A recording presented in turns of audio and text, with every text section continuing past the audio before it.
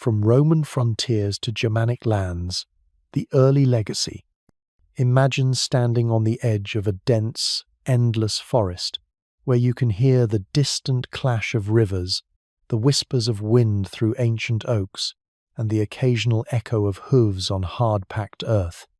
You've left behind the roads of Rome, the orderly villas, and the polished forums, and now you're in a land that feels wild, alive, and unpredictable. This is the story of the early Germanic lands, a place where the legacy of Rome met the pulse of tribes that would shape the future of Europe. The Romans, for all their engineering genius and military discipline, always knew these forests were something else. Beyond the limes, the fortified borders stretching across Germania, they were venturing into a world that defied maps and logic. Here, villages weren't neatly planned. People lived closer to the rhythms of nature, hunting, farming, and moving with the seasons. Yet, for centuries, Roman merchants, soldiers, and settlers interacted with these communities, leaving behind more than just forts and roads. Even in the absence of Rome's direct control, their influence seeped into the lands. Coins, tools, and even some ideas about governance trickled in, creating a strange mix of order and chaos. But it wasn't just about trade or technology. There was tension too. The Germanic tribes, Cherusci, Suebi, Saxons, and many others weren't passive observers. They resisted, raided, and sometimes adapted, learning from Roman tactics and then turning them on their invaders. Think of the Battle of the Teutoburg Forest. Roman legions marching with confidence were ambushed by Germanic warriors who knew the land better than anyone. That single event echoed through centuries, not just as a military defeat but as a symbol. The forests of Germania were not to be conquered lightly. This was more than a clash of armies. It was a collision of worlds. Life in these Germanic lands was vivid and communal. Unlike the Roman emphasis on cities and bureaucracy, the tribes valued kinship, loyalty, and personal honor. Leaders emerged naturally, often through bravery in battle or wisdom in council rather than official appointment. They governed loosely, with influence rather than rigid laws. Yet even here, the seeds of more structured governance were being planted. Tribes exchanged hostages to secure alliances, held councils to resolve disputes, and began forming early hierarchies that would later evolve into kingdoms. It was chaotic, yes, but it was also a laboratory for social and political experimentation. Religion, too, defined daily life. The Germanic peoples didn't have temples like Rome, but their world was filled with gods and spirits at every river bend and oak tree. Woden, Thor, and Freya weren't just stories. They were part of how people understood life and death, war and peace. When Christianity slowly seeped into these regions centuries later, it didn't just replace beliefs, it merged, challenged, and transformed them. But at this early stage, the spiritual landscape was as wild and untamed as the forests themselves. Interestingly, the legacy of Rome wasn't entirely lost in this wilderness. Roads continued to be used, some forts repurposed as tribal strongholds, and coins kept circulating. Even language shows hints of Roman influence, especially in trade and diplomacy. This mix of Roman and Germanic elements set the stage for the next major phase of European history, where kingdoms would rise from tribal confederations, influenced both by their own traditions and by the remnants of Roman order.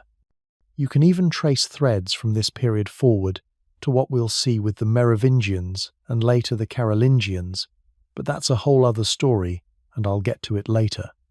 The geography itself shaped the people.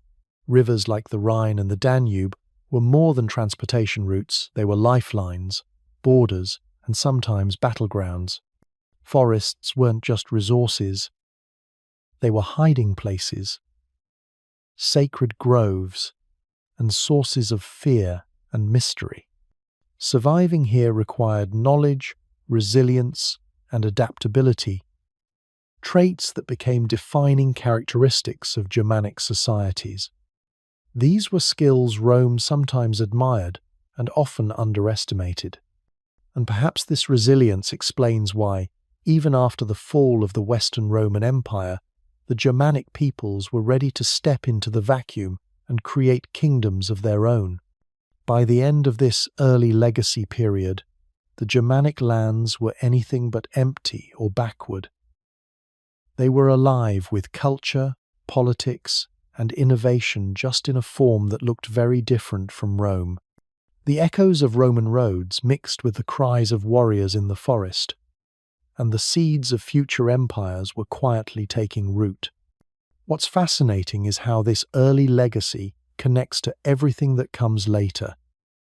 The spread of Christianity under Clovis, the political maneuvers of the Merovingians, and even the eventual rise of the Holy Roman Empire. It's like the Germanic lands were a cauldron, simmering with possibility, ready to burst into history. So, when you picture early medieval Germany, don't think of empty forests or simple villages.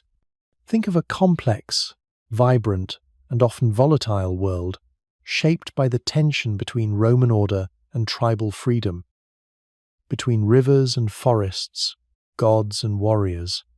It was a world in which every decision, every alliance, and every battle left a mark that would ripple through centuries, setting the stage for kings, emperors, and cities to come. The early legacy of these lands isn't just history, it's the heartbeat of medieval Germany before the medieval era truly begins. The fall of Rome and the rise of tribal kingdoms. Imagine standing on the edge of an empire, watching it crumble piece by piece, and wondering what comes next. That's exactly what it must have felt like in Western Europe around the 5th century. Rome, the city that had ruled the known world for centuries, wasn't just losing battles, it was losing its very identity. One day, you're walking through streets paved with marble, fountains gurgling like a celebration of human ambition. And the next, barbarian armies are knocking at the gates, and the once mighty Roman legions are a shadow of themselves. It's chaotic, confusing, and strangely fascinating. The fall didn't happen overnight. It was a slow unraveling, like a tapestry worn thin at the edges. Political instability, economic decline, and relentless pressure from outside tribes all played a role. The Visigoths had already shaken the empire when they sacked Rome in 410, leaving a mark that echoed across centuries. Then came the Vandals, moving through North Africa and into the Mediterranean, and eventually the Ostrogoths, Franks, and other Germanic tribes, carving their own corners of Europe. You can almost picture the Roman officials frantically sending messages to each other, trying to patch together an empire that no longer had the strength to hold itself together. This is where the story of the Germanic peoples really begins. Tribes that had once been outsiders were suddenly the new rulers. The Franks, for example, would become one of the most influential groups in the centuries to come, remember, Clovis and the spread of Christianity. We'll get to that later, but the seeds are planted here. Each tribe had its own traditions, its own leaders, and its own way of looking at the world, which often clashed dramatically with Roman order. The Goths, Vandals, and Lombards each brought different customs and styles of governance, slowly transforming the familiar Roman world into something unrecognizable. One of the most intriguing things about this period is how fluid everything was. Alliances shifted daily. Kingdoms rose and fell like waves, and power was anything but permanent. A Roman general could one day command legions and the next find himself negotiating with a Visigothic king, hoping not to be executed or enslaved. It wasn't just war, it was survival, politics, and adaptation all wrapped together. The empire's collapse forced both Romans and Germanic tribes to improvise new systems of rule. Some of these were surprisingly sophisticated, blending Roman administration with tribal law, while others were rough and immediate, relying on loyalty and personal bonds rather than bureaucracies. The transformation of Europe during this time set the stage for everything that followed. When Rome fell, it didn't just leave a vacuum, it left an opportunity. Local chieftains, ambitious kings, and emerging dynasties all began to shape the political landscape of what would eventually become medieval Germany.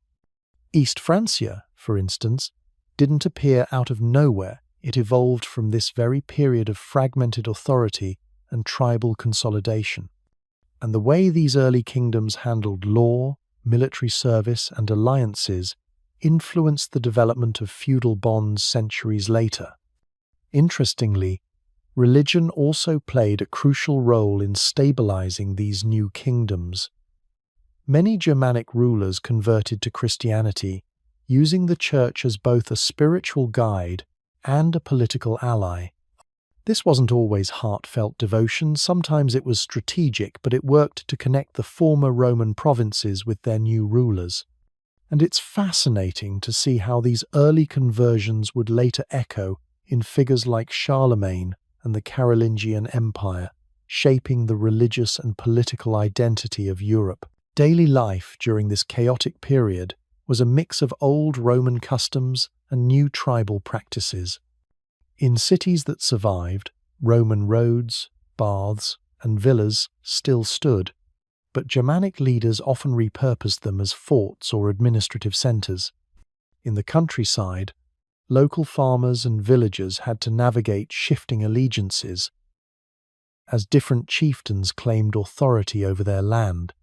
It was a world where mobility and adaptability could mean survival, and the line between conqueror and neighbor was often blurry. By the time the dust settled, the Roman Empire in the West was gone, but Europe wasn't plunged into total darkness, despite the popular myth of the Dark Ages. Instead, a patchwork of tribal kingdoms arose, each experimenting with governance, law, and society. These experiments weren't always successful, but they created the foundation for the medieval world. And it's remarkable to see how these chaotic beginnings would eventually lead to the structured feudal societies, the rise of cities, and even the intellectual revival of the Ottonian Renaissance. In the end, the fall of Rome wasn't just an ending, it was a beginning. The chaos of tribal kingdoms, shifting loyalties, and new cultural blends set the stage for everything that would follow in medieval Germany. Powerful dynasties, religious transformations, urban growth, and even conflicts that echoed for centuries. It was messy, unpredictable, and at times terrifying, but it was also the crucible from which a whole new European world was forged. Clovis and the spread of Christianity in Germanic Europe. Imagine standing in a muddy battlefield, rain pouring down, swords slick with blood, and one man, drenched and trembling, makes a desperate vow to a god he's never worshipped before. That man was Clovis, the king of the Franks, and that single, desperate promise would change the course of European history forever. You might think, oh, another story about kings and religion, but trust me, this one is more like watching the first domino fall in a chain that shaped an entire continent. Clovis wasn't just any king. He was bold, ruthless, and ambitious, and he ruled over a patchwork of tribes that were still finding their footing after the chaos following the fall of Rome. The Roman frontiers had crumbled, leaving a vacuum where Germanic peoples carved out new kingdoms. But Clovis had a vision not just for conquest, but for uniting his people under one faith. And that faith was Christianity, which at the time wasn't exactly the obvious choice for a Germanic warrior king. Here's where it gets fascinating. Clovis's conversion wasn't just about God. It was politics dressed up in holy robes. He was married to Clotilde, a Burgundian princess and a devout Christian who had been nudging him toward baptism for years. She represented a more settled, Romanized culture that Clovis could use to legitimize his rule over his newly conquered lands. But Clovis wasn't convinced until one battle changed everything. Surrounded and desperate, he called upon the Christian God for help, promising to convert if victory was his. And he won. That moment, a mix of fear, strategy, and faith, led him to baptism, setting the stage for the Christianization of the Frankish kingdom. What's remarkable is how quickly his conversion rippled across Europe. Clovis didn't just keep his faith private. He made it a tool for unification. By adopting Christianity, he gained the support of the Gallo-Roman population, the local bishops, and even the Pope, who saw in Clovis a powerful ally against pagan and rival forces. Suddenly, the Franks were no longer just a tribal horde. They became a Christian kingdom with a divine seal of approval. This is where the Merovingians' shadow starts to loom, which we'll explore later. Their dynasty relied heavily on this newfound religious legitimacy, blending politics and faith in ways that shaped medieval Germanic politics for centuries. But let's pause and think about the human side of it. Imagine being a Frankish warrior, watching your king kneel in front of a bishop, the water dripping from his hair as he emerges baptized. Some must have thought he was losing his mind. Others, seeing the new order and stability, probably whispered prayers of their own. It wasn't just a religious shift. It was cultural. Pagan rituals started fading. Christian rituals filled the void, and monasteries began to sprout in villages that had never seen stone churches before. These weren't just buildings, they were centers of learning, charity, and administration, seeds of the Ottonian Renaissance that would blossom centuries later. Clovis's baptism also set a precedent for rulers using religion as a tool of power. Kings weren't just military leaders, they were spiritual leaders too. That connection between throne and altar would resurface over and over, whether in the Investiture controversy between German kings and popes or Frederick I Barbarossa's campaigns. You could almost say Clovis wrote the first chapter in a play about authority, faith, and politics, one that Germany would keep performing for hundreds of years. And there's a broader picture too. Clovis's embrace of Christianity was part of a wider European trend. Remember when we talked about the fall of Rome and the rise of tribal kingdoms? The Franks weren't alone in navigating the wreckage of a fallen empire. Visigoths, Lombards, and Anglo-Saxons were all negotiating their own paths between pagan pasts and Christian futures. But Clovis's story stands out because it worked. He unified diverse groups under one ruler, one faith, and one identity, a prototype for what would become medieval Europe's patchwork of kingdoms bound together by religion. Of course, it wasn't instant harmony. Conversion was gradual, messy, and sometimes violent. Pagan resistance lingered, local traditions clung stubbornly, and not every Frank celebrated the change. But the momentum was unstoppable. Bishops gained political clout, monasteries became schools, and literacy slowly spread not just in Latin, but in the culture of administration that would define the Holy Roman Empire later on. By the time Clovis died, the landscape of Europe was changing. His kingdom was stronger. Christianity was embedded in governance, and a blueprint for future rulers had been laid. You could even trace the threads from his baptism through the rise of Ottonian kings, medieval cities, and the very framework of the Holy Roman Empire.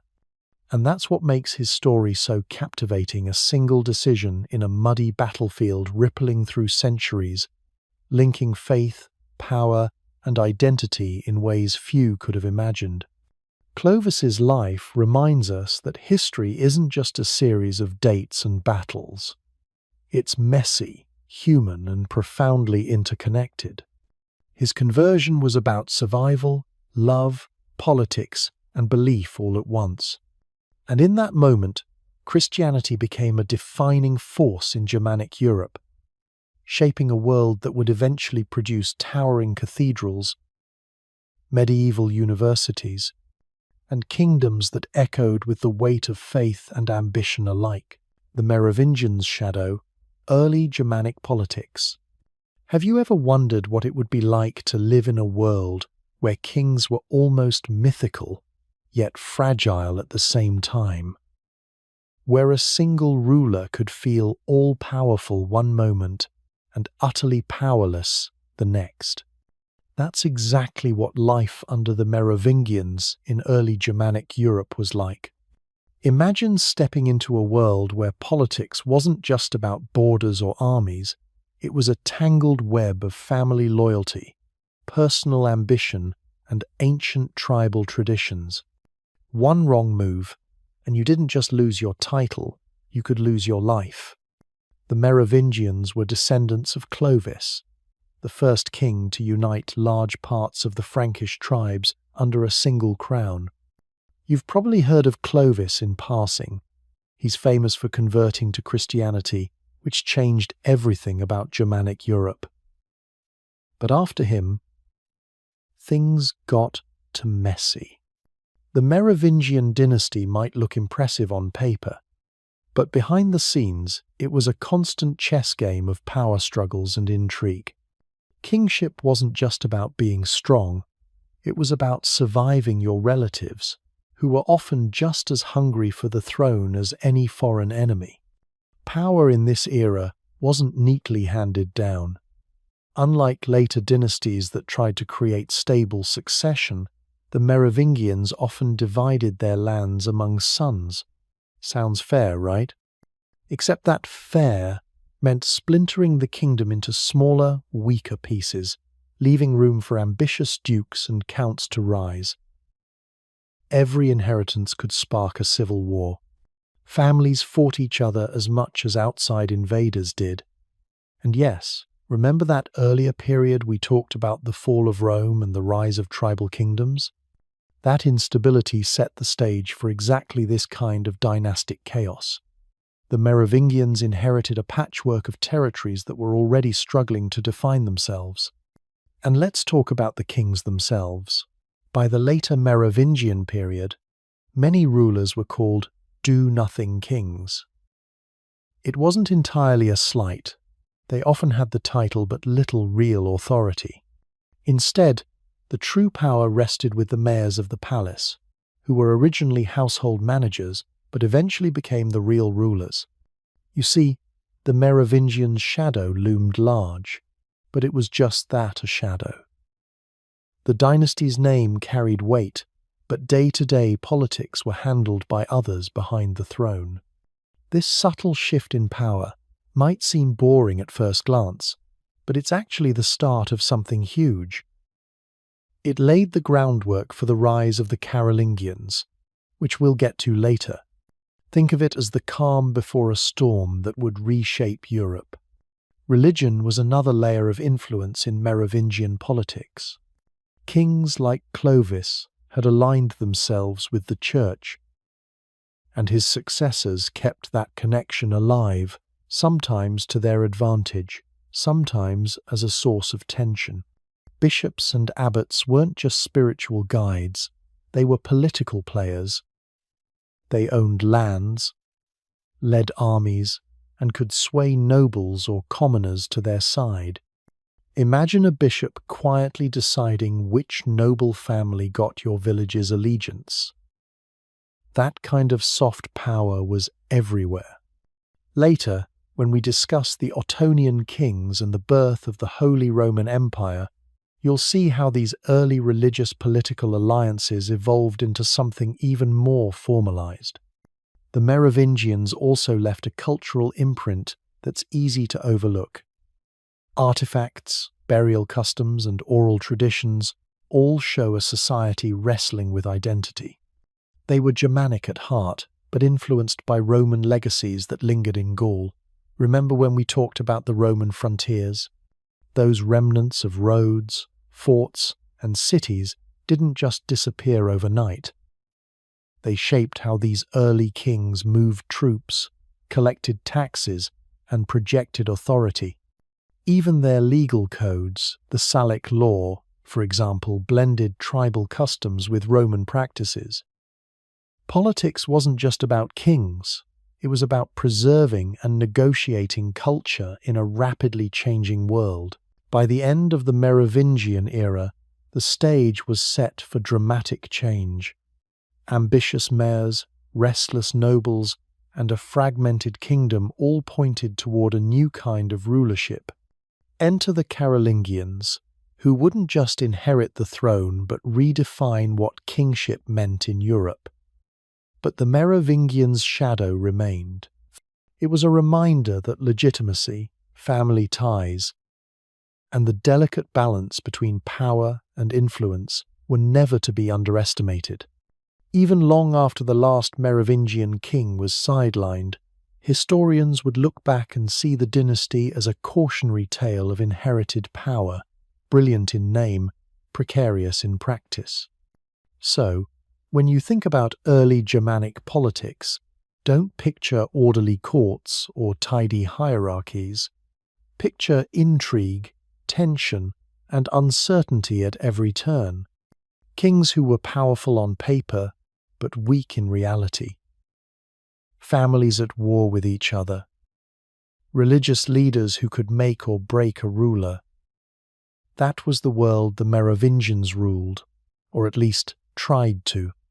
And if you follow the threads forward, you'll see how this tangled web directly leads to Charlemagne's empire and the later divisions of East Francia. The story isn't just about a dynasty. It's about the very nature of power itself, in a time when the idea of Europe, as we know it, was still taking shape. By the time the Carolingians stepped in, they weren't just seizing a crown, they were taking a kingdom shaped by centuries of Merovingian shadows, learning from their mistakes, and building something that would influence medieval Germany for generations. But that's a story for another chapter 1 that shows just how messy, fascinating, and human early Germanic politics really were. Charlemagne's empire and the Carolingian influence. Imagine waking up one morning to find that a single man might rule over almost all of Western Europe, from the windswept coasts of the North Sea to the sunlit hills of Italy. It sounds impossible, right? Yet, that's exactly what Charlemagne did. And no, he wasn't just some distant king tucked away in a castle. He was larger than life, ambitious in ways that reshaped Europe forever. But here's the twist. His empire didn't just vanish when he died. The ripples of his rule would influence Germany, and indeed all of medieval Europe, for centuries. Charlemagne, or Charles the Great, wasn't born with a silver spoon, at least not in the fairy tale sense. He inherited a kingdom from his father, Pepin the Short, but he didn't stop there. What's fascinating is how quickly he turned a patchwork of tribal lands into a relatively unified empire. He wasn't just a warrior. He was a strategist who knew the power of loyalty, religion, and culture. You can almost picture him riding across the snow-covered forests of Saxony, not just to fight, but to forge bonds, impose law, and spread Christianity. That blend of force and faith became the hallmark of his reign. Speaking of Christianity, here's where things get really interesting.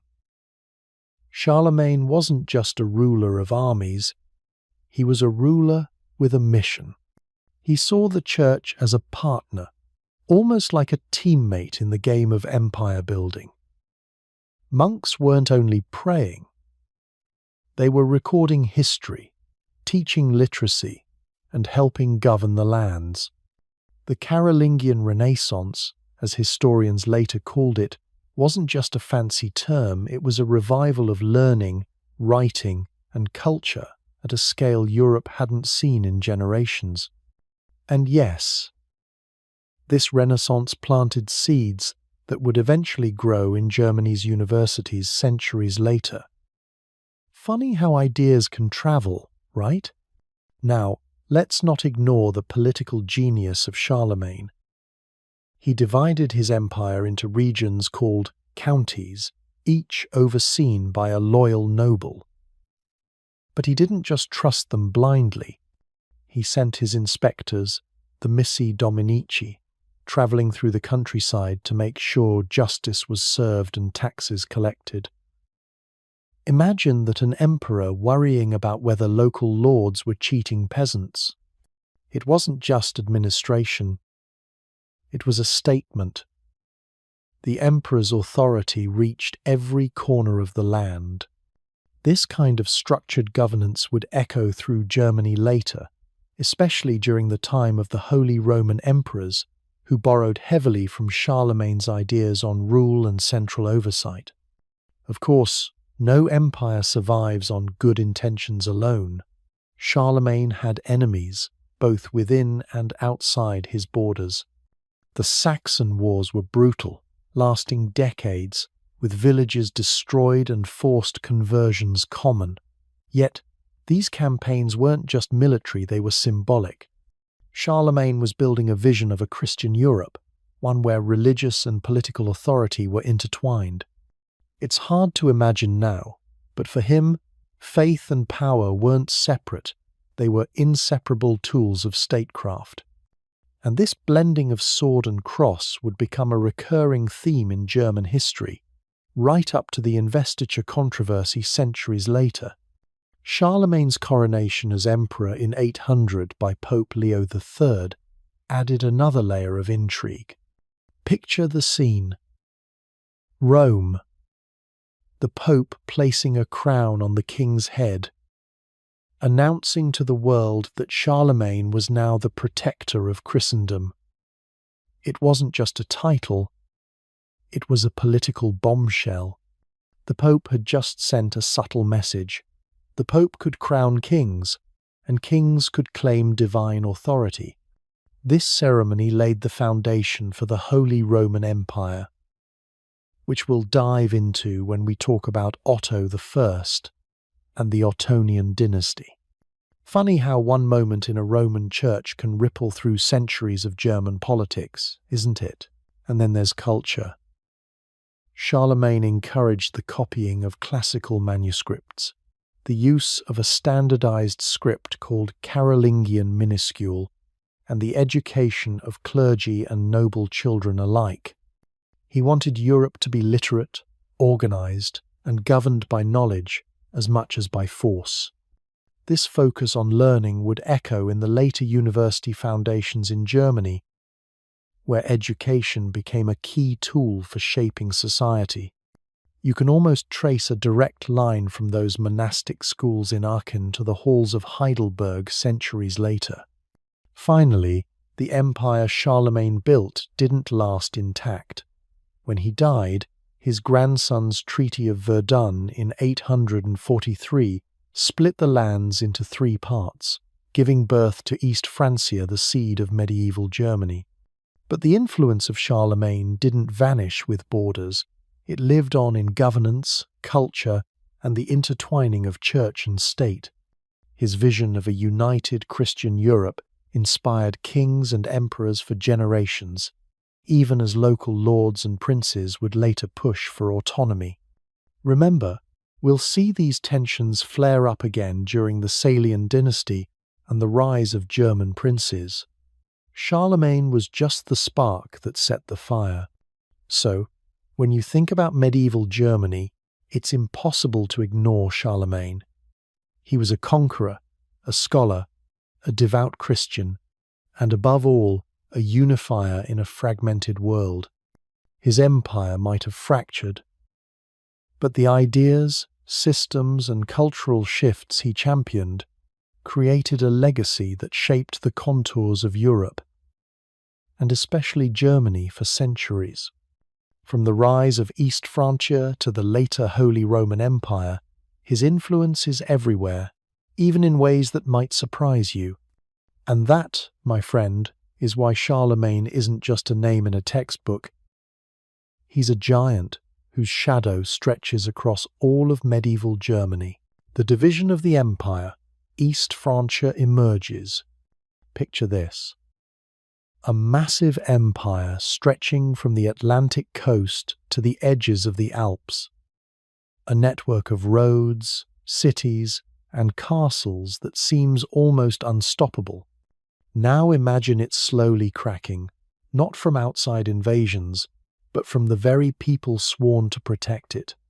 That's the moment we're stepping into when the Carolingian Empire, once held together by Charlemagne's iron will, began to splinter, giving birth to what we now call East Francia, the seed of medieval Germany.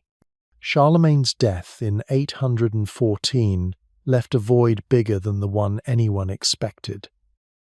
He had unified so many lands, woven together a patchwork of cultures, and imposed a form of order that felt permanent. But permanence is tricky in history. His successors, his grandsons, inherited more than territory. They inherited the tension between unity and autonomy. Soon the empire faced pressure from every angle. Viking raiders from the north, Slavic tribes to the east, and the internal friction of local nobles pushing for more independence. It's almost ironic Charlemagne had built bridges across Europe, and now those bridges were splitting under the weight of ambition and geography. The real turning point came with the Treaty of Verdun in 843. You can almost picture the meeting. Weary rulers, scribes hunched over parchment, and maps spread across a wooden table. The empire was divided into three parts. Charles the Bald took the west, creating West Francia, the early roots of modern France. Lothair, the eldest, got the central lands, stretching from Italy to the North Sea, but with the title of emperor that soon became more symbolic than real. And then there was Louis the German, who inherited the eastern portion, the lands that would evolve into East Francia. It was messy, but it was a start. East Francia had its own identity now, its own rulers, and its own challenges. What's fascinating is that East Francia wasn't a neatly packaged kingdom. It was a landscape of diversity, tribal lands, old Roman towns, river valleys, and dense forests. Remember the Germanic tribes we talked about earlier in the context of Roman frontiers? Their influence was still strong. Local customs, tribal loyalties, and kin-based power structures didn't vanish with Charlemagne's crown. Louis the German had to navigate this complexity carefully. Unlike a Roman emperor with legions at his command, he relied heavily on alliances with dukes and counts. Loyalty wasn't guaranteed, it had to be earned, negotiated, and sometimes enforced with a show of force. East Francia's rulers quickly realized that geography would dictate politics as much as ambition. The Rhine, Danube, and Elbe rivers were more than just boundaries. They were arteries of trade, defense, and communication. Control over a river could mean the difference between prosperity and vulnerability. Forests, which had once been hideouts for tribes resisting Roman authority, were now both obstacles and resources. Lords built castles along strategic points, partly to assert dominance and partly to offer protection against neighbours and invaders. In many ways, East Francia was learning lessons its ancestors had already discovered. Survival depended on adaptability, local knowledge, and careful alliances. Religion, too, played a central role. Charlemagne had championed Christianity as a unifying force, and Louis the German continued that policy. Bishops and abbots became crucial political partners, not just spiritual guides. Monasteries weren't merely religious centers, they were hubs of learning, administration, and diplomacy. They helped consolidate the king's influence in lands where loyalty to the crown could be fickle. It's interesting to think about this continuity. Even as empires rose and fell, the church remained a stabilizing thread, connecting the tribal roots of East Francia to the wider Christian world. This early partnership between crown and church foreshadows some of the later struggles we'll see with the Salian dynasty and the Investiture controversy. But that's a story for later. East Francia's borders weren't static either. To the east, there were Slavic tribes and other neighbours who didn't recognize Carolingian claims. Military campaigns, settlements, and fortifications became routine. The land was expanding, slowly and unevenly, and each conquest added to a sense of identity. People began to think of themselves as part of something bigger than their village or tribe, even if loyalty to local lords remained strong. This emerging identity is one of the subtle yet powerful legacies of East Francia. It wasn't just a territory. It was the foundation for a future German state. Culturally, East Francia was still absorbing the Carolingian Renaissance. Manuscripts, art, and ideas were moving along the Rhine and other trade routes. Courts were centres of culture, attempting to emulate Charlemagne's vision of a civilized empire. At the same time, local traditions persisted, creating a hybrid world that combined the remnants of tribal life, Roman influence, and new Christian ideals. This mix would define the region for centuries, providing continuity and change at the same time. By the late 9th century, East Francia had established itself as a recognizable entity. It wasn't a powerful empire like Charlemagne's, but it had something arguably more enduring, a core identity shaped by geography, politics, and culture. The stage was set for future rulers, including the Ottonians, who would consolidate power further and eventually claim the crown of the Holy Roman Empire. But here, at the division of the empire, we see the first real glimpse of Germany emerging from the shadow of Rome, through the chaos of tribal loyalties and into the light of a new medieval order. East Francia reminds us that history isn't about sudden transformations, it's about slow, often messy processes, where old traditions, geography, and political choices converge to create something new. And in this case, what emerged wasn't just a kingdom, it was the beginning of a story that would shape medieval Germany for centuries to come. From the forests of the Germanic tribes to the halls of Carolingian kings, the journey had only just begun, and the echoes of this emergence can still be traced in the political and cultural landscape of Europe that followed. Ottonian kings and the birth of the Holy Roman Empire. Have you ever wondered how a kingdom goes from a bunch of scattered lands and squabbling nobles to something that feels like the heartbeat of Europe? That's exactly what happened in Germany in the 10th century. Picture it: fragmented territories, regional lords wielding more power than kings, and a patchwork of loyalties that could snap at any moment. It's chaotic, almost like herding cats, but then came the Ottonian kings, and they managed to turn this mess into something surprisingly cohesive, laying the foundation for the Holy Roman Empire. The story really starts with Henry the Fowler. He wasn't crowned emperor yet, but he was the guy who figured out that surviving in this fractious landscape meant building strong alliances with the dukes and proving that kingship was more than a title, it was a skill. Henry spent most of his reign balancing diplomacy and military strategy, defending against Magyar invasions, and slowly showing that the king could be more than a figurehead. It's funny, because when you read about him, you realize that a lot of the battles he fought weren't just about territory, they were about respect. Back then, power was fragile, and showing that you could lead effectively was as important as conquering new lands.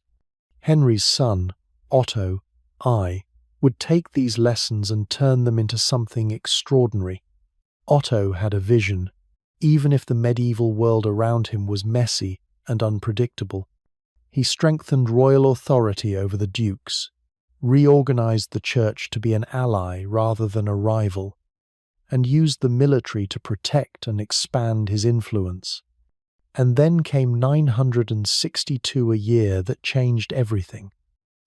Otto was crowned emperor in Rome, reviving the idea of a Western Roman Empire. Centuries after the fall of Rome, think about that, a German king walking into the Eternal City and being crowned by the Pope.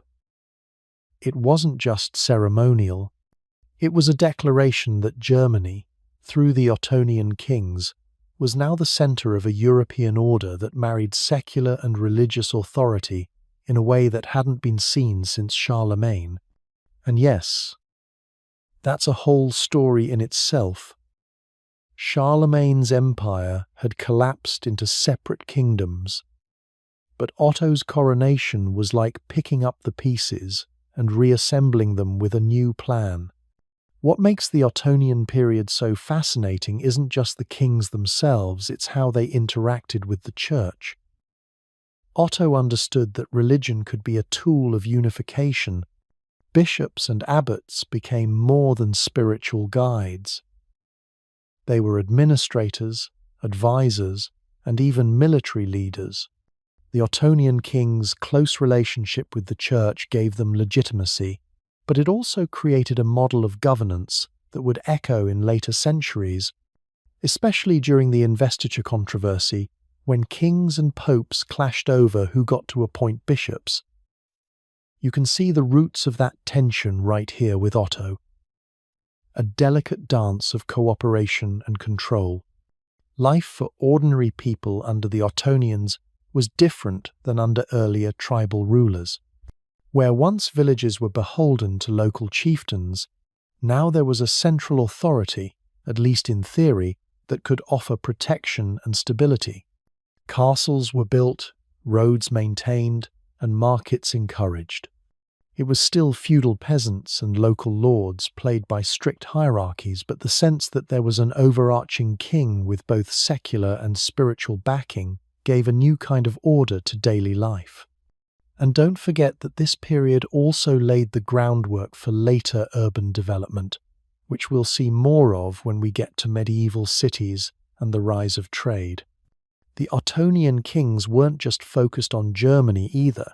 They had eyes on Italy, Burgundy, and the wider European stage. Military campaigns, strategic marriages, and alliances extended their influence far beyond what anyone might have expected from a kingdom that, a generation before, was still vulnerable to Magyar raids. Otto's successors continued this trend, balancing diplomacy and conquest, and slowly consolidating the idea that the empire wasn't just a collection of lands, it was a political and cultural entity with a king at its center. Culture flourished too. The so-called Ottonian Renaissance saw a revival of art, manuscripts, and architecture. Monasteries became centers of learning, preserving knowledge from both the Roman past and contemporary Europe. Religious and secular life were intertwined in ways that gave the empire a distinct identity, connecting it back to earlier periods like the Carolingian Empire, while laying the seeds for the high medieval culture we'll encounter later. By the time the Ottonians had done their work, Germany was no longer a patchwork of warring tribes and fragile duchies. It was the heart of a revived imperial idea, a Holy Roman Empire that would endure, in one form or another, for nearly 1,000 years. And while later dynasties like the Salians and Hohenstaufens would build on, challenge, and sometimes destabilize this system, the Ottonians' achievement was foundational. They turned fragmentation into order, ambition into legitimacy, and a collection of disparate lands into something recognizable as an empire. Looking back, it's easy to see the Ottonian kings as the bridge between the chaotic early medieval world and the structured, politically sophisticated Holy Roman Empire that would dominate much of Europe.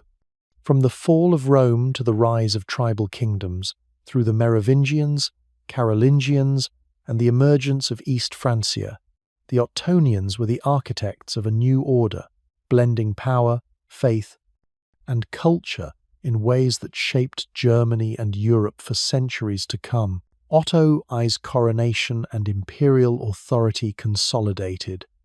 Picture this. It's the 2nd of February, 962, in Rome. The city is buzzing with tension, excitement, and whispers of destiny. Otto, Duke of Saxony and King of East Francia, kneels before the Pope in St. Peter's Basilica. One crown, one act, and suddenly the balance of power in Europe is about to shift forever. But this wasn't just a ceremony with glittering robes and fancy rituals. It was a bold statement, one that would echo for centuries. The birth of an emperor who could unite both spiritual and secular authority. Otto wasn't born thinking, "One day I'll be emperor." He grew up in a fractured world, where kings ruled over bits of land and local lords often acted like mini-kings themselves. The old Carolingian Empire had crumbled, leaving East Francia a patchwork of territories that were hungry for strong leadership. Remember how Clovis united the Franks centuries earlier through faith and politics? Otto was about to pull a similar trick, but with even higher stakes. Before this coronation, Otto had already earned his reputation the hard way. He fought rebellious nobles, secured borders against Magyar raiders, and built alliances with bishops and abbots. The church wasn't just a moral guide, it was his partner in consolidating power. By the time he approached the Pope for his imperial crown, he had both the muscle and the legitimacy to demand it. It was like a chess game, where every move had been carefully plotted for decades. The moment Otto was crowned, it wasn't just about the gold crown on his head. It symbolized something bigger, the idea that the emperor answered to God, not local nobles, and that he had a sacred role to protect Christendom. But here's the twist, he also became a political force. Suddenly, Otto's word carried weight across territories that had often acted independently for years. Nobles who once ignored the king now had to think twice. And the Pope? He gained an ally who could enforce his spiritual authority while benefiting from Otto's military might. It was a partnership born out of necessity, mutual advantage, and a dash of political theatre. What's fascinating is how Otto's coronation didn't just strengthen his rule, it set a precedent for generations of German kings and emperors. The East Frankish kingdom transformed in a way that would eventually become the Holy Roman Empire. His coronation showed that kingship wasn't just inherited or earned through battles, it could be sanctified and legitimized through the church. And this idea? It would fuel conflicts like the Investiture controversy centuries later. where kings and popes would literally clash over who had the right to appoint bishops. Otto's coronation planted that seed. But let's zoom out for a moment. Otto's story connects directly to the efforts of earlier rulers, like Charlemagne, who built an empire that would later be divided into East and West Francia. Remember the fragmented kingdoms that emerged after the Carolingian collapse? Otto's reign was the answer to that chaos, a way to centralize authority without completely erasing local powers. He didn't have the luxury of Clovis's simple unification by religion alone. His world was politically messy, with dukes, bishops, and rival claimants all jockeying for influence. His coronation was his declaration that he wasn't just another king. He was the emperor of a Christian empire. And there's a human side to it too. Imagine Otto walking through Rome, fully aware of the weight on his shoulders. Every noble watching, every bishop calculating alliances, every commoner whispering rumors, all eyes were on him. It's easy to forget that history isn't just about structures and documents. It's about moments like this, full of tension, hope, and uncertainty. Otto's triumph wasn't guaranteed. Every battle, every alliance, and even his earlier childhood education had been a preparation for this moment. The coronation also strengthened Otto's relationship with the church in ways that changed the cultural landscape. Monasteries flourished, scholars found patronage, and the Ottonian Renaissance began to emerge, blending religious devotion with art, learning, and administration. That's why when we later look at the Ottonian kings, we see not just warriors but cultural patrons. Otto's authority didn't just shape borders, it shaped minds and communities, and the ripple effects were immediate. Local dukes started seeing the king as more than a distant ruler. He was a symbol of unity and divine justice. Otto could now intervene in disputes, appoint loyal bishops, and even influence succession in neighboring realms.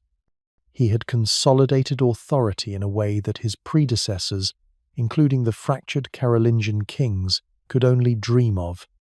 In other words, Otto's coronation wasn't just ceremonial, it was the foundation for centuries of imperial politics in Germany. By the time Otto returned to his kingdom, he was no longer just a Saxon duke or East Frankish king. He was Emperor of the Romans, recognized by the Pope, by God, and by history. His reign shows that power isn't just about force, it's about legitimacy, alliances, and timing. The story of Otto's coronation is a reminder that the medieval world was a stage where faith, politics, and personal ambition danced together, sometimes gracefully, sometimes violently, but always dramatically. Otto's coronation and consolidation of authority didn't just secure his reign, it carved out a path for the Holy Roman Empire, influencing emperors, church politics, and the structure of medieval Germany for centuries. It was a moment where one man, one crown, and one ceremony changed the rules of the game forever, linking back to the legacies of Clovis, Charlemagne, and the early Merovingians, and shaping everything that came after. From the rise of cities and trade leagues to the conflicts between kings and popes, the Ottonian Renaissance, culture, religion, and learning. Picture this. You're walking through a bustling medieval town in the 10th century. The smell of wood smoke mixes with freshly baked bread. Scribes are hunched over parchment, and the bells of a nearby monastery echo through the streets. It feels ordinary at first, but then you realize something extraordinary is happening. In the heart of East Francia, a cultural revival is quietly transforming the world around you. This is the Ottonian Renaissance, where kings, monks, and scholars were reshaping Germany in ways that would ripple through Europe for centuries. The Ottonians might not have had the global fame of Charlemagne, but don't underestimate them. After the empire split into East and West Francia, East Francia, what we now think of as Germany, was a patchwork of duchies, nobles, and church lands. It was Otto I and his successors who brought a new vision. They understood that power wasn't just about armies and politics, it was about culture, religion, and learning. If the Merovingians' shadow taught early Germanic kings about fragile authority, the Ottonians learned how to turn legitimacy, education, and piety into tools for stability. Art under the Ottonians was remarkable. Think of illuminated manuscripts with gold leaf that literally glowed on the page, towering cathedral doors carved with biblical scenes, and intricate reliquaries that looked like treasures from another world. But this wasn't just decoration. Every image, every ornate letter, carried a message. The king ruled with divine favor, the church was central to society, and learning was holy work. Some of these manuscripts, like the famous Gospels commissioned by Otto III, blended Germanic, Roman, and Byzantine styles. It was a fusion that symbolized a new European identity taking shape, connecting back to what Charlemagne had started, and even echoing Roman traditions from the early frontier days. Religion was the glue holding everything together. The Ottonians saw themselves as God's appointed rulers, a continuation of the legacy from the Merovingians, but more assertive. Monasteries were hubs of culture and learning, not just prayer. Monks copied texts, preserved histories, and educated young nobles. Some monasteries even became centers of scientific observation, recording everything from the cycles of the moon to medical remedies. Otto's alliance with the church wasn't just political, it was a partnership in shaping minds, molding society, and cementing legitimacy. Remember how the Merovingians relied on bishops for political influence? The Ottonians took that idea further, intertwining sacred authority with imperial power in ways that set the stage for the Holy Roman Empire. Education was flourishing too, but it looked very different from what we imagine today. Young nobles were trained not just in warfare, but in reading Latin, understanding theology, and managing estates. Monasteries and cathedral schools became the early universities of their time. This focus on learning was a deliberate strategy. A literate clergy meant a stable, efficient kingdom, and literate nobles could govern more effectively. Later, when we look at university foundations in medieval Germany, we see the Ottonians as the first spark of that scholarly tradition. Without their emphasis on literacy and learning, those institutions might have developed much later or in a very different form. Politics, of course, was never far from culture. Otto I's coronation as emperor in 962 was more than a ceremony. It was a statement of divine approval and a visual demonstration of cultural sophistication. Gold, silk, incense, and elaborate rituals all sent a message. This was a ruler who commanded respect not just through force, but through legitimacy, ritual, and learned authority. It was a technique borrowed in part from Charlemagne's court, but elevated to a distinctly Germanic context, reinforcing loyalty across a fragmented landscape of dukes and counts. And there was a subtle, almost playful side to this cultural revival too. Poetry, chants, and hymns flourished in monasteries. Court festivals blended Germanic traditions with Christian liturgy. Even everyday objects like combs, jewelry, and clothing showed artistic flair. People were asserting identity through beauty and intellect as much as through arms. This human side of the Ottonian Renaissance is easy to overlook, but vital. It wasn't just about kings and monks. It was about a society discovering the power of knowledge, aesthetics, and faith in shaping everyday life. By the time Otto III came to power, the Ottonian Renaissance was in full swing. The empire had learned from the failures of the Merovingians' fragmented rule, from the Merovingian reliance on shadow authority, and from Charlemagne's earlier empire building. Now, East Francia, soon to be the core of the Holy Roman Empire, had kings who could combine political acumen with cultural vision. They fostered learning, promoted art, and used religion to unify their realm. In doing so, they created a legacy that would influence German politics, society, and culture for generations, long before the universities and Gothic cathedrals of the High Middle Ages would rise. So, next time you imagine medieval Germany, don't picture only knights and battles. Picture the quiet scribes, the glowing manuscripts, the chanting monks, and the kings who knew that power isn't just about the sword, it's about shaping minds, inspiring devotion, and leaving a lasting mark on culture. That's the Ottonian Renaissance. Subtle, profound, and far-reaching. A time when learning and faith became inseparable from the art of ruling. And if you trace these threads forward, you'll see how this cultural foundation influenced everything from feudal bonds to the later Gothic wonders we'll talk about. Feudal bonds, lords, vassals, and medieval society. Picture this.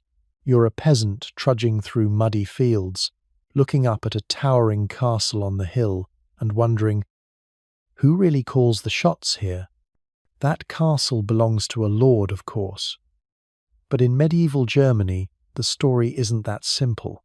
Power trickled down through a network of obligations, promises, and sometimes threats, a system we call feudalism. It's messy, personal, and oddly intimate, because it's built on relationships rather than laws written on paper. And surprisingly, the roots of this system trace back to the empire of Charlemagne, who, in trying to manage vast lands, relied on loyalty and local leaders in ways that would later shape all of medieval society. The core of feudal life revolved around the bond between lords and vassals. Think of it like a very serious friendship contract, sealed with oaths and sometimes swords. A lord offered protection, land, or privileges, and the vassal promised loyalty, military service, and counsel. But unlike modern employment, it wasn't just about work, it was about honor and survival. Imagine a young knight kneeling before a lord, hands clasped, swearing allegiance in front of witnesses. That moment wasn't ceremonial fluff. It was a lifeline. Breaking that oath could mean exile, loss of land, or worse. Loyalty wasn't optional, it was everything. This system trickled down to everyone, from the high-born nobles to the smallest peasants. Lords depended on their vassals for military might, just as vassals depended on their lords for protection and the right to live on and farm their land. Meanwhile, peasants toiled in the fields, their labor feeding both the local lord and, indirectly, the whole network of feudal obligations. It's easy to forget, but a single harvest could ripple across this chain, affecting everyone from the castle's kitchens to the knights at the border. You start to see why medieval society was so interwoven. One weak link could destabilize the whole system. Charlemagne's empire laid the groundwork for this complex web. During his reign, he relied heavily on counts and local nobles to enforce laws, collect taxes, and raise armies. That model of delegated authority, combined with oaths of loyalty, became the blueprint for feudal bonds. Later, when East Francia emerged after his empire fragmented, these personal relationships became even more critical. With central authority weaker, the ties between lords and vassals didn't just organize society, they kept it alive. Without these bonds, local communities would have collapsed under raids, famine, or political chaos. But let's not sugarcoat it. Life in a feudal system was harsh. A vassal's loyalty often came with heavy demands. Months of military service, feasts, or monetary payments. Peasants, meanwhile, were bound to the land through obligations that could feel almost like chains. They might owe a portion of their crops, work for free on the lord's estate, or pay fines for minor offences. Yet, even in these hardships, there was a kind of structure and predictability that hadn't existed during the chaotic years after the fall of Rome. Remember those tribal kingdoms we talked about earlier? Feudal bonds turned fragmented power into something a bit more organized, even if it wasn't always fair. Feudalism wasn't static. It evolved, adapted, and sometimes failed. During the Ottonian period, for instance, kings and emperors tried to assert control over their vassals, using both negotiation and force. Later, the Salian dynasty would wrestle with the church over appointments, showing how feudal bonds could collide with religious authority. And in the towns that began rising during the late Middle Ages, merchants and guilds started forming their own networks of loyalty, less martial, more economic, but still echoing the personal, reciprocal nature of feudal relationships. Interestingly, this system also fostered cultural growth. Knights trained not just in warfare, but in courtly manners, loyalty, and honour. Lords acted as patrons for artists, scribes, and architects. The castles themselves weren't just fortresses, they were hubs of administration, learning, and social life. You can even trace the seeds of the Gothic architecture that would later flourish in German cathedrals back to this period of feudalized wealth and protection. All of these layers, military, social, cultural, were bound together by the simple yet powerful notion of obligation. At its heart, feudalism was deeply personal. A lord and vassal relied on trust and reputation as much as on written contracts. It's a world of ceremonies, oaths, and face-to-face loyalty, where breaking a promise could mean ruin for both parties. Yet, in all its complexity, it allowed society to function when central power was fragile. It created networks that could support armies, organize justice, and sustain communities.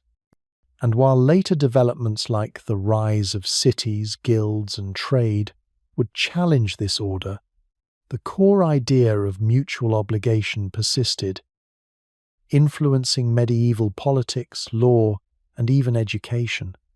So next time you picture a medieval knight or a sprawling German castle, remember this: every sword raised, every wall built, and every oath sworn was part of a delicate dance of loyalty and dependence.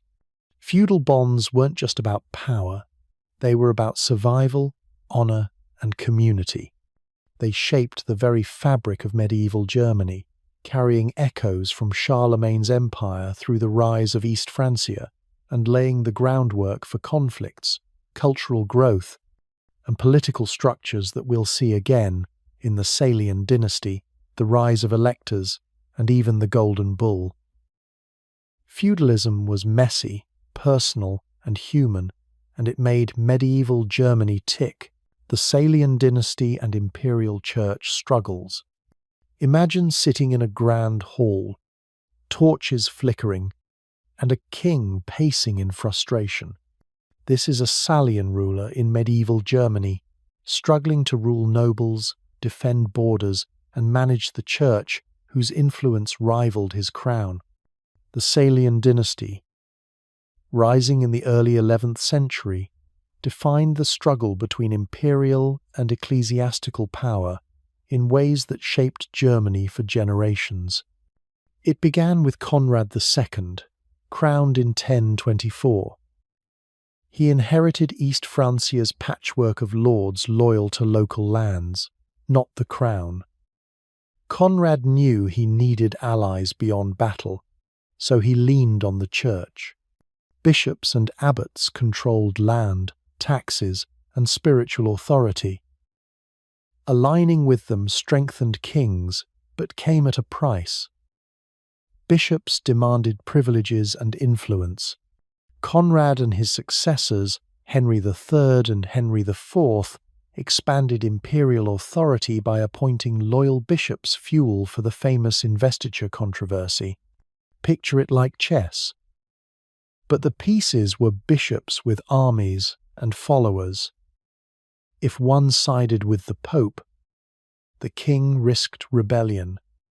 If one sided with the king, the Pope threatened excommunication. Every move carried consequences. Tension climaxed under Henry IV. In 1077 he stood barefoot in the snow at Canossa, begging forgiveness after being excommunicated. He had insisted kings could appoint bishops, but the church claimed spiritual authority came first. This wasn't just pride, it was about resources, legitimacy, and survival. The Salians also used compromise. The Concordat of Worms, 1122, split power. The church invested bishops spiritually, while kings retained influence over lands and political loyalty. Imperfect but practical, it showed the Salians' style strategic, pragmatic, often ruthless. Meanwhile, nobles exploited the conflict, rebelling when it suited them. The Salians had to balance lords, bishops, and popes like an unruly orchestra. Still, they fostered culture. Monasteries thrived, manuscripts spread, and cathedrals rose. Political tension fueled creativity and learning. Their legacy shaped Germany long after. The struggle with the church set precedents for emperors like Frederick Barbarossa and influenced the Holy Roman Empire's very structure. By Henry V's death in 1125, the stage was set for new dynasties and fresh conflicts. But the Salians had left institutions, precedents, and a cultural imprint. Their story reminds us history isn't clean, it's dramatic and human. Kings fell, bishops clashed, nobles schemed. But from the chaos came stronger institutions. The Salians showed that medieval German power was never just about armies. It was about negotiation, influence, and balancing heaven and earth. Investiture controversy. Kings versus popes in Germany. Ever see two people fight over who gets to decide what matters while the whole world watches? That was medieval Germany, when kings and popes clashed during the investiture controversy. Imagine a king entering a cathedral, laying his hand on a bishop. This one answers to me? Then picture the Pope across town. Not so fast, he answers to me first. It sounds like a soap opera. But it was real, messy, and it changed power in Europe. To see why, remember what came before. The Ottonian kings had used the church to govern. Bishops weren't just spiritual leaders, they were administrators, generals, and advisors. Appointing loyal bishops gave kings control everywhere. But the closer the church got to power, the more it wanted independence. By the 11th century, tension exploded. Enter Henry IV. Imagine him pacing, Furious that Pope Gregory VII insists only the Pope can appoint bishops, Henry sees this as a threat. Bishops control land, armies, and loyalty. If he can't invest them, his power crumbles. So he boldly refuses to submit, sparking a dramatic standoff that lasts decades. The 1077 scene at Canossa is legendary. Henry, barefoot in the snow, begging forgiveness from the Pope. It's almost absurd, yet it shows the stakes, the struggle to define who truly ruled. This wasn't confined to palaces. It rippled across Germany. Imagine a village under a bishop, unsure if he answers to king or pope. Law, taxes, and obligations hung in the balance. It was the ultimate political drama, touching nobles, towns, and peasants. Both sides claimed divine authority. Popes said spiritual power trumped kings. Emperors insisted their rule was God given too. This tension echoed for centuries, resurfacing with rulers like Frederick Barbarossa. Resolution came with the Concordat of Worms in 1122. The Church gained the right to invest bishops with spiritual symbols, while emperors retained influence over land and allegiance. It wasn't dramatic, but it set a model for church-state relations. Germany became a land of shared authority, laying the groundwork for fragmentation and powerful princes. The controversy also reshaped culture. Monasteries and cathedral schools thrived under church independence. Ordinary people felt the effects through tithes, laws, and justice enforced under dual authority. Power was no longer just armies and crowns. It was ideas and legitimacy. The investiture controversy is a perfect lens for medieval Germany.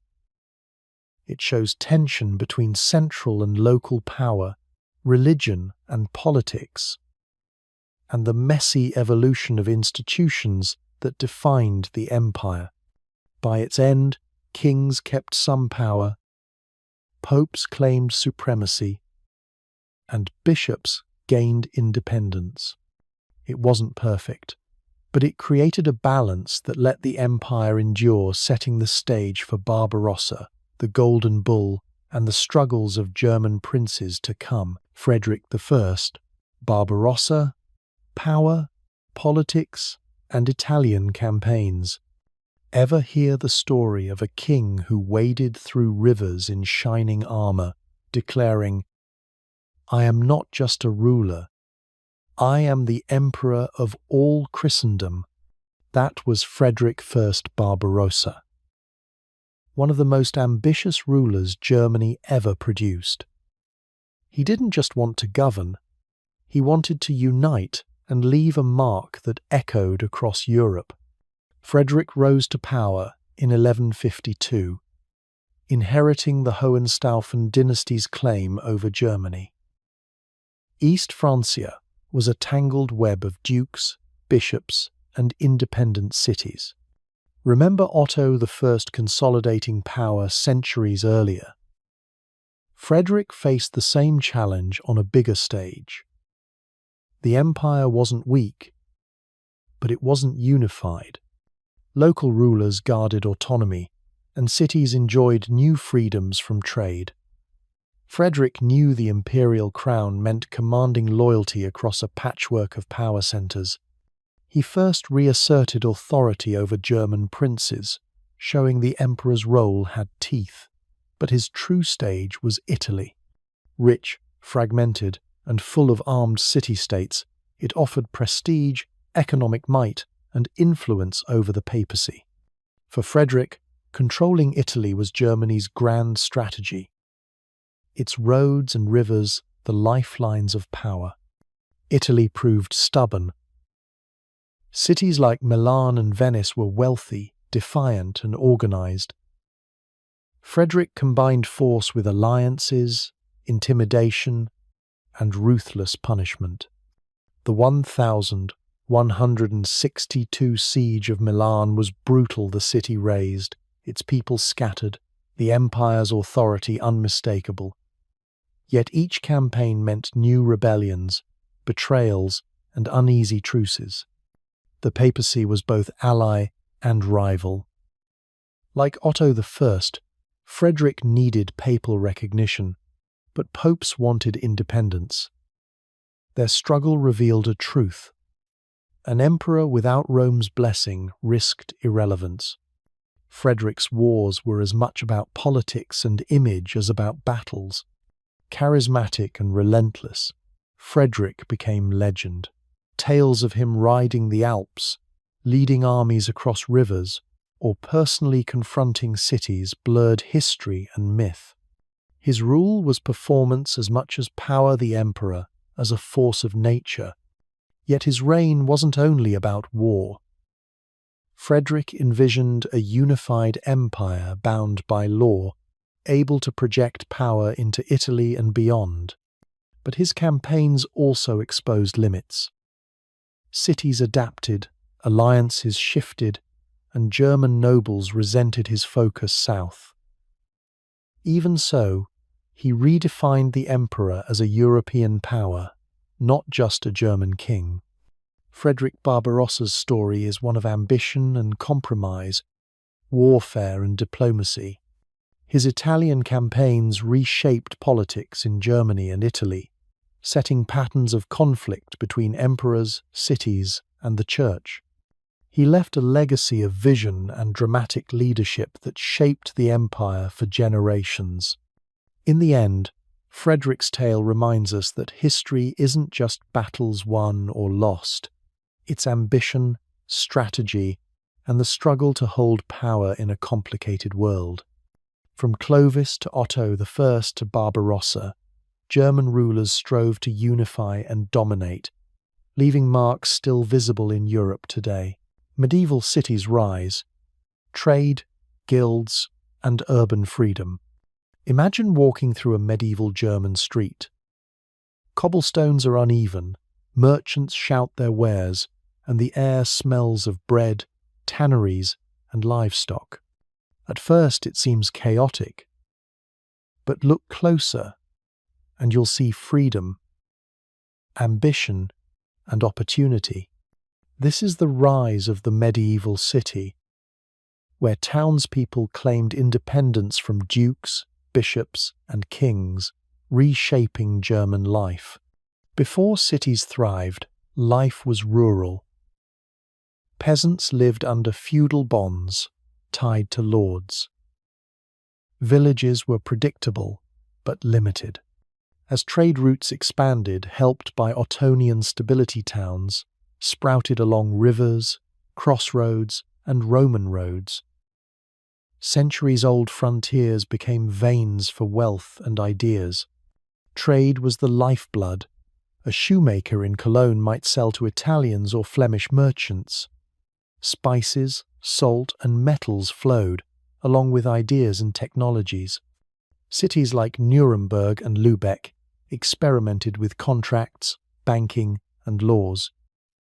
Towns negotiated charters granting self-rule, markets, and citizen protections. Urban freedom grew from necessity and opportunity. Guilds anchored this world. Picture a young apprentice in a workshop surrounded by masters, blacksmiths, weavers, bakers, regulated by guild rules. Guilds ensured quality, trained apprentices, and built community. They influenced councils, funded works, and even shaped politics. They were early forms of representation, collective voices creating order in urban life. These networks later evolved into the Hanseatic League, connecting cities across northern Europe. Urban autonomy wasn't total. Kings, bishops, and lords still had sway, but councils increasingly ran local affairs. Citizens owned property, signed contracts, and formed militias. knowledge and literacy tools once for kings now sustained city governance. Religion remained central. Cathedrals and monasteries doubled as hubs of learning, charity, and commerce. Pilgrims and scholars brought wealth and ideas, echoing the Ottonian focus on faith and education. Tensions persisted. Lords resented urban independence. Disputes erupted over taxes or trade rights, and plagues devastated populations. Yet cities adapted, becoming incubators for cultural and economic change. By the 13th century, they were indispensable. Markets, guilds, and councils gave agency to ordinary people and connected Germany to Europe. So when picturing medieval Germany, don't see only knights and castles. Imagine bustling streets, merchants bargaining, guilds enforcing rules, and citizens seizing freedom. This messy, vibrant world redefined society and laid the groundwork for centuries of transformation. The Hanseatic League, Northern Germany's trading might. Imagine walking along a bustling medieval harbour, salty wind, creaking ships, merchants shouting to sell herring, grain, and cloth. Coins jingle as deals are struck. This isn't just a market, it's a revolution in trade that made northern Germany rich and powerful. Welcome to the Hanseatic League, a network of cities that turned commerce into an unstoppable force like a medieval multinational corporation, but with swords and alliances instead of boardrooms. The League's roots lay in the rise of medieval cities. Feudalism tied peasants to lords, but cities offered freedom.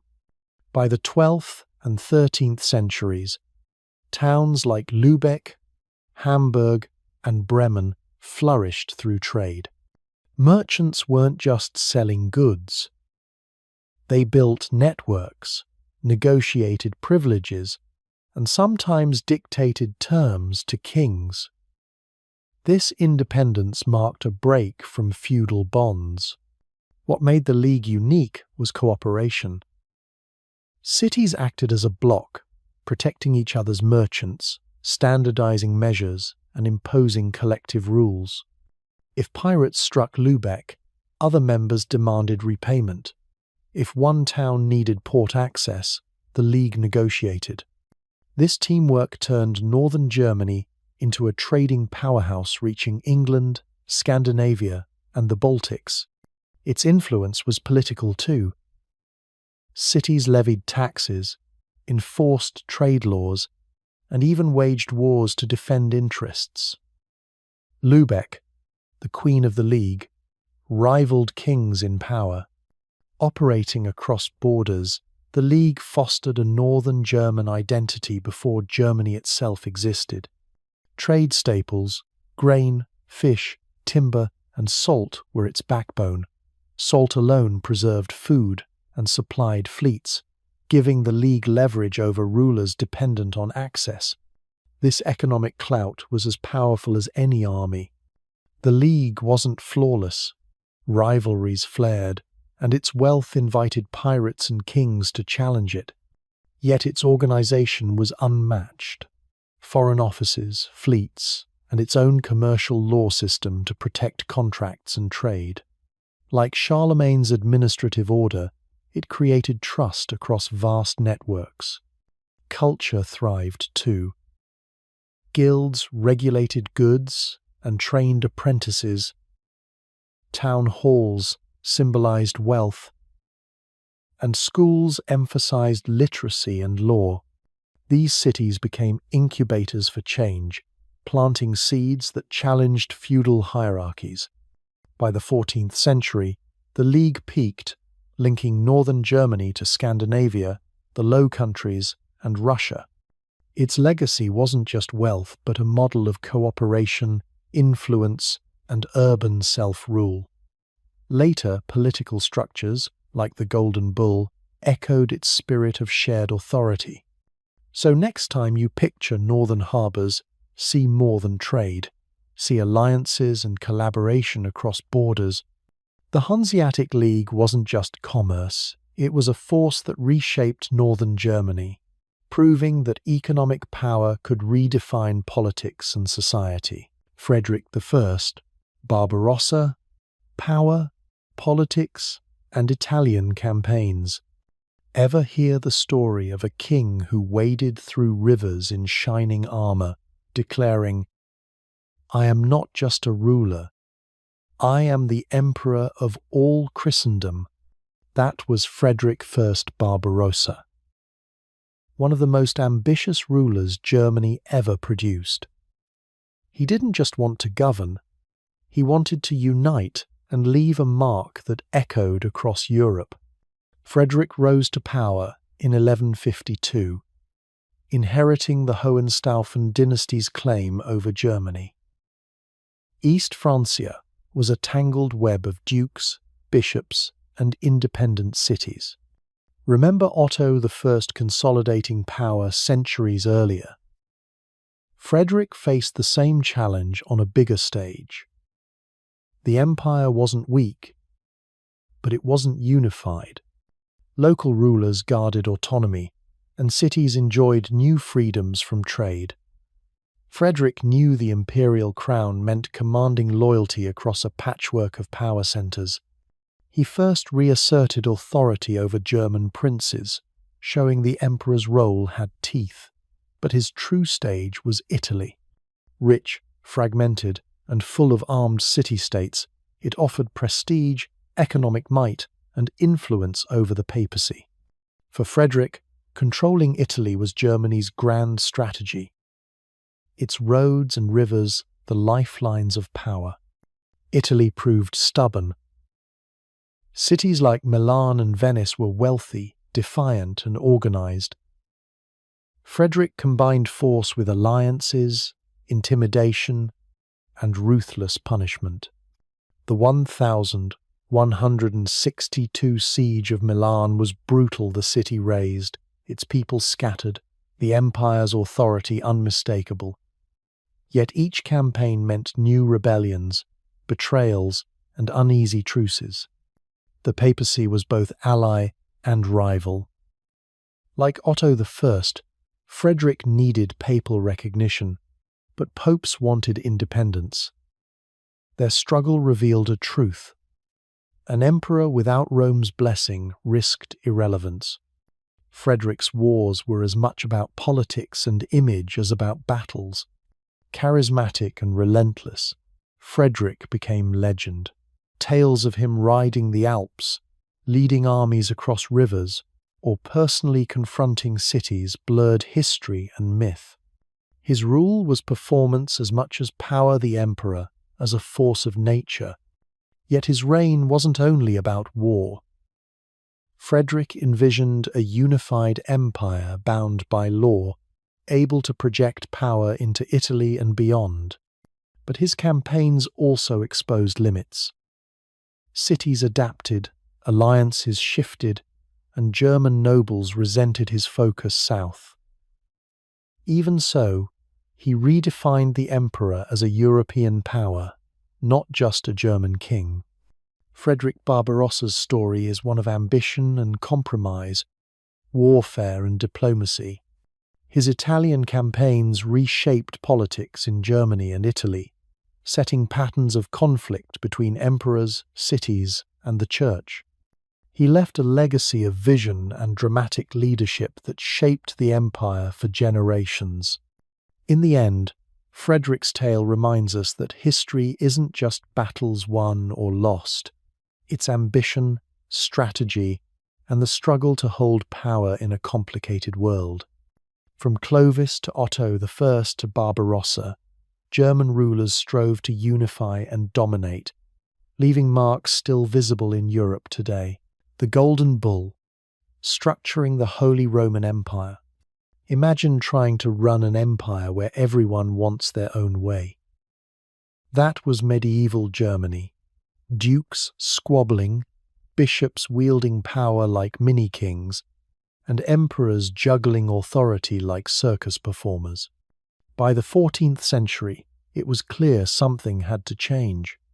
Enter the Golden Bull of 1356, essentially the medieval version of, "Here's how we're going to do this from now on." It may sound dry, but it shaped the Holy Roman Empire for centuries. Before the Golden Bull, electing an emperor was chaos. Technically, the king of the Romans' later crowned Holy Roman Emperor was chosen by princes, but who qualified, how many votes there were, and what the process looked like were all unclear. Elections sparked riots, civil wars, or rival kings. Germany had already endured the Investiture controversy, where kings and popes fought over bishops, and now nobles quarrelled over choosing emperors. Chaos ruled. Charles IV issued the Golden Bull to fix this. It named 7 electors, 3 ecclesiastical and 4 secular, who alone would choose the king. The archbishops of Mainz, Cologne and Trier, along with the King of Bohemia, Count Palatine of the Rhine, Duke of Saxony and Margrave of Brandenburg, became the official voters. Suddenly, everyone knew the rules, and disputes shrank. The bull did more than clarify elections. It strengthened the electors. They became untouchable referees of the empire, their privileges and lands vast. Emperors like Otto I or Barbarossa once expected dominance, but now they had to negotiate. In theory supreme, emperors in practice shared power, making Germany a federation long before modern ones. Ordinary people felt it too. A duke's word carried more weight. Church leaders mixed spiritual and political authority, and merchants or peasants found taxes and disputes more predictable. It brought stability to Germany's patchwork of rulers. The Golden Bull also echoed earlier struggles. The Ottonians had centralized through bishops. The Investiture controversy showed limits of royal power. The bull continued the theme: balance, structure, endurance. By slowing imperial centralization, it forced rulers into negotiation and compromise. Emperors lost absolute sway, but civil war was less likely. It also cemented the empire's German identity. This wasn't Rome reborn, but a political web where kingdoms, principalities, and bishoprics coexisted. The empire became resilient, though fragmented, an intricate mix of rights and allegiances lasting until the Reformation and beyond. Ultimately, the Golden Bull was about clarity. By defining electors, privileges, and structure, it turned instability into a functioning system. It reminds us that history's most influential documents aren't always dramatic. They're the ones that quietly set the rules. The Golden Bull didn't solve every problem, and it never fully centralized the empire, but it laid a foundation that lasted centuries. From the Ottonians to the Habsburgs, Germany's politics were shaped by this moment of structure, born from chaos, medieval wars, regional conflicts, and border skirmishes. Imagine waking up to clashing swords and shouting from the neighboring village. You don't even know who started it, maybe a feud over land, a stolen cow, or an insult at last year's festival, but suddenly your quiet village is caught in the middle of a war. That was life across medieval Germany. Wars weren't always epic battles with thousands of soldiers. They were messy, local, and personal, shaping everyday life for nobles and peasants alike. Medieval Germany wasn't a single kingdom. After Charlemagne and Otto I, the lands were divided into duchies, counties, bishoprics, and free cities. Each had rulers with ambitions, grudges, and armies. Conflicts broke out over borders, succession, or castles. While Frederick I Barbarossa marched south to Italy, his absences encouraged rival nobles to test authority at home, sparking battles. Feudal loyalties made matters worse. Lords had vassals who owed service, but those vassals could ignore orders or switch sides for better rewards. A noble might wake to find a neighbour building a castle on disputed land or raising an army to seize it. Feuds simmered for years, boiling into raids and sieges. Families fought over something as small as a river crossing or market town, but in a world of honour and survival, almost anything could justify war. Borderlands like Saxony, Franconia, and Swabia were especially volatile. Control meant trade routes, rivers, and fertile farmland. Kings and emperors, from Otto I to Barbarossa, had to negotiate, threaten, and fight to hold them. Even one skirmish could shift alliances and loyalties. Peasants often paid the price.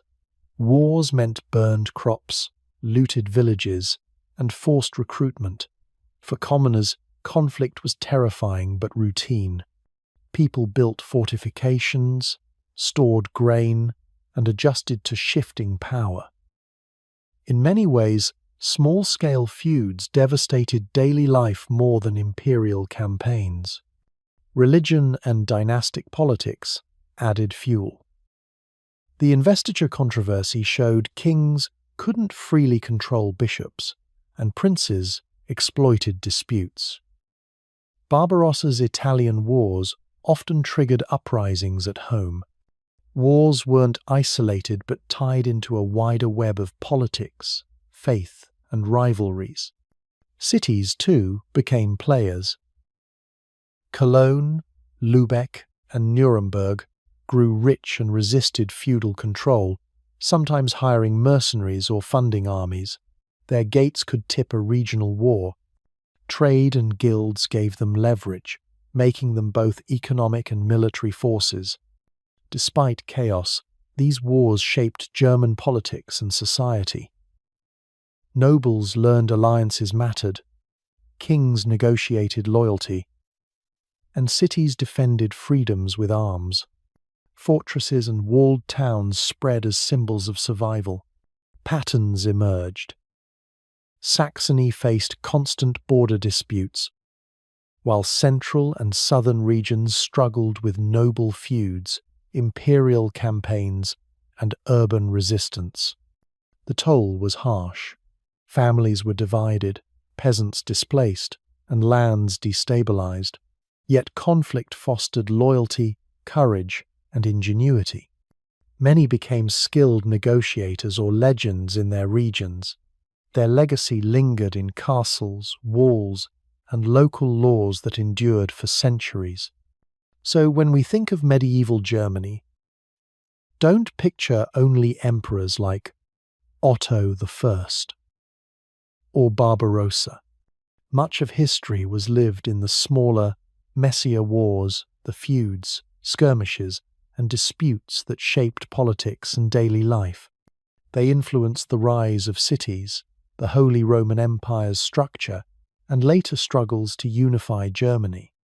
In the end, medieval wars weren't just about glory or conquest, they were about survival and power in a world where borders shifted and loyalties changed.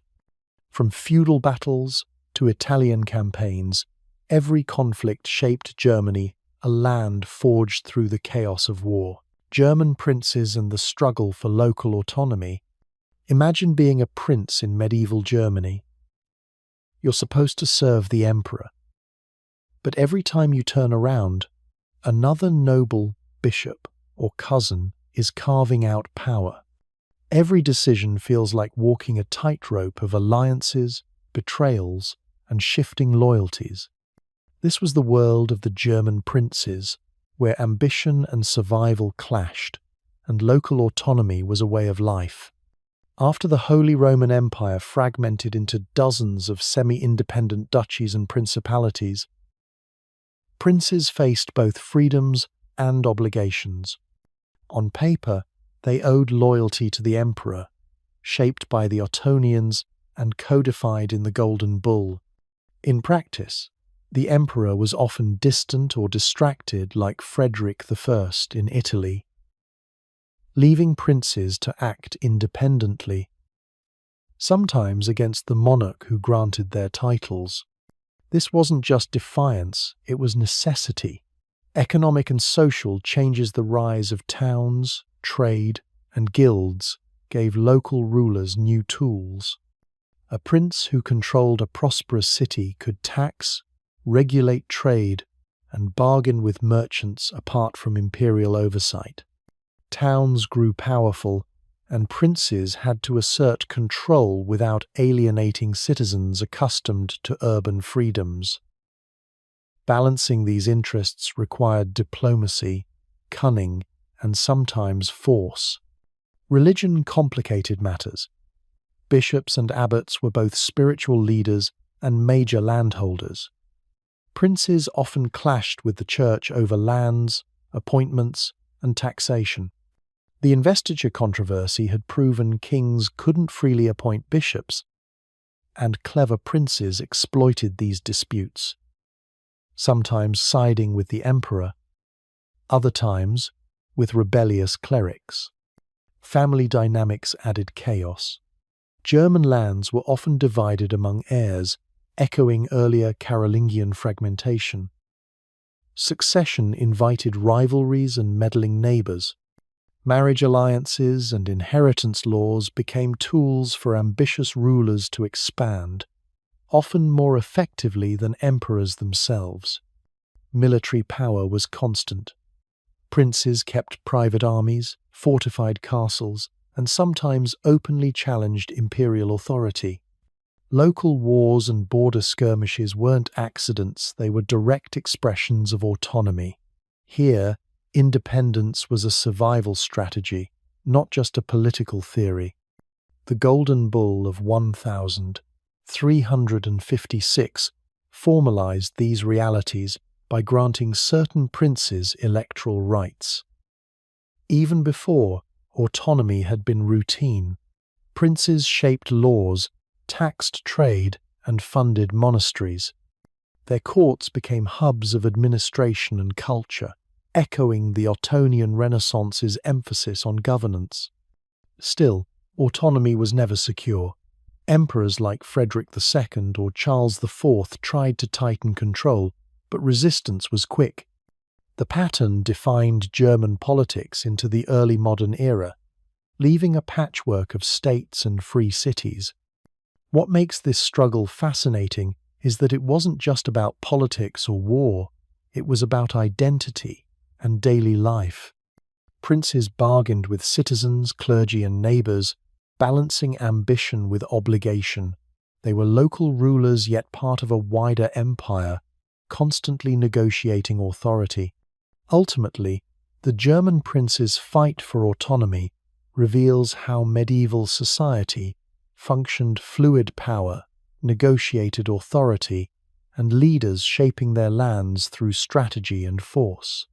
Without their assertiveness, the empire would have looked very different, and Germany's patchwork political map might never have emerged. So when you picture medieval Germany, don't just see emperors or knights. See ambitious princes navigating competing loyalties, rising cities, and church politics, a world where autonomy was earned, defended, and endlessly contested. Their struggles laid the groundwork for the complex local identities that still echo in Germany today. Legacy of medieval Germany. Foundations for modern Europe. Close your eyes for a moment and picture medieval Germany. Sprawling forests, towering castles, muddy villages, bustling market towns, and ships creaking in northern harbours. It's a world of lords, vassals, knights, merchants, and monks, where every life is connected by oaths, labour, or trade. Now imagine trying to trace how all of this chaos and complexity eventually shaped modern Europe. It's like untangling a massive, centuries-old knot, but once you start pulling at the threads, you begin to see patterns, foundations, and innovations that still influence politics, culture and society today. Let's start at the top with Charlemagne, whose empire in the 8th and 9th centuries did more than just unite vast territories.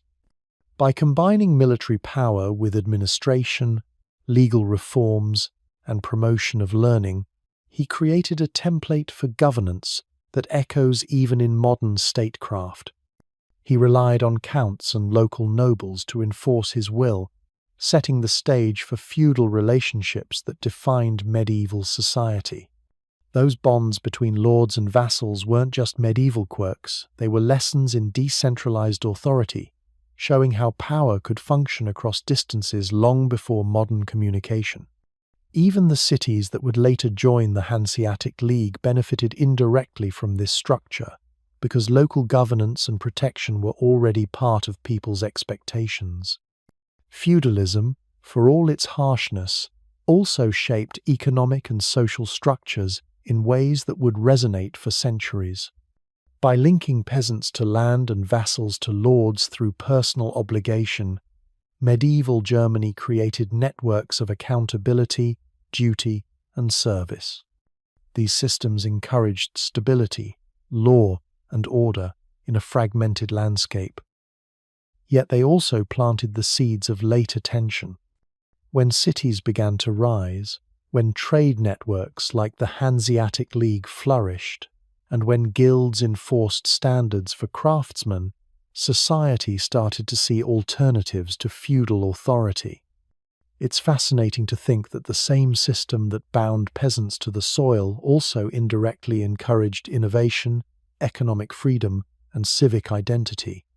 Trade, particularly in northern Germany, was revolutionary. The Hanseatic League transformed small towns into economic giants, connecting Germany to Scandinavia, the Low Countries, and even Russia. It's more than commerce. It's a demonstration of how networks of cooperation, negotiation, and shared rules could shape society on a continental scale.